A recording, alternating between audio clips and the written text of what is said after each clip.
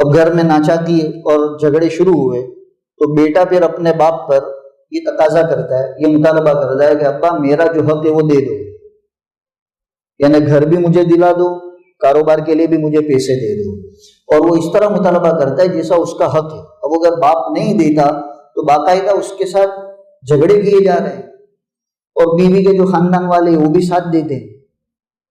یہ بھی ہمارے دارالفتہ میں سوالات آ رہے ہیں۔ ایک بڑے آدمی جو کہتے ہیں مفتی صاحب امید ہے میرا جو کاروبار ہے اللہ تعالیٰ نے بہت خوشحال رکھا ہے، کروڑوں روپے کی آمدنی ہے، میرا بیٹا میرے ساتھ، میں نے اپنے ساتھ لیا۔